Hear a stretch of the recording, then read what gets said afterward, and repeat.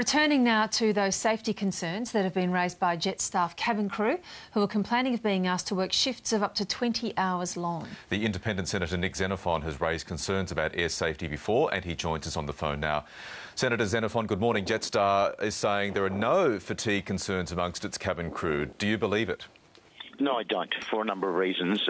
There was evidence given to the recent Senate inquiry into aviation safety and pilot training that there were serious concerns about fatigue, both from amongst pilots and amongst cabin crew.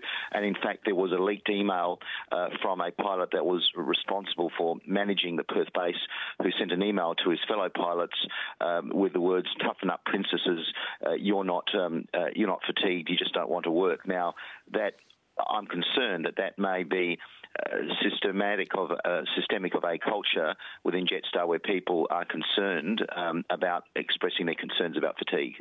Well, Jetstar says it has the same, what it describes as fatigue management systems as its parent company Qantas. What, in your view, does this say about how Qantas is treating its cabin crew?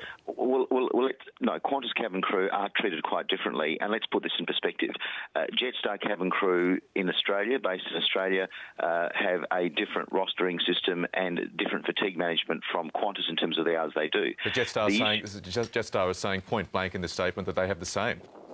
Well, point blank, I'm saying Jetstar is wrong because overseas-based crew, for instance, their contracts, which would make any contract under work choices look quite benevolent in comparison, allow crew to work up to 20-hour shifts and an extension at the discretion of the management. Now, the problem is that we have Jetstar crew that are employed in overseas bases that are actually effectively doing domestic flights here. That is an issue where the staff come in, overseas staff could work up to a week or 2 weeks here in Australia, effectively on routes based in Australia. And I think there's a very real concern there about whether effectively Jetstar is getting cheap labour. What are the consequences, in your view, of Jetstar staff working, as they claim, in excess of 20 hours, both on the flight and when they finish their shift? Michael, I can only tell you what Jetstar crew tell me.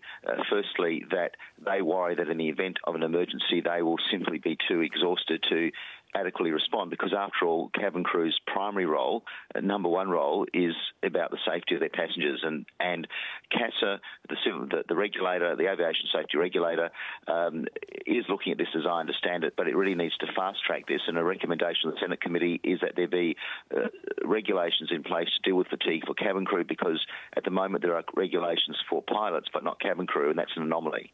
And how soon are you hoping CASA may act here?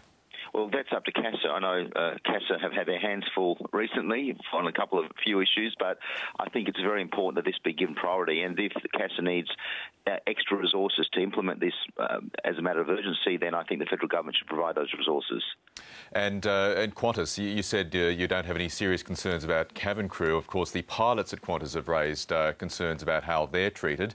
How much of an issue is that likely to become? Look, I should clarify that. I do get concerns from Qantas crew in terms of fatigue issues, but it seems that in relative terms, Jetstar crew operate under different conditions, particularly the overseas-based crew, and I have had complaints from Qantas pilots about adequate rest periods and the like.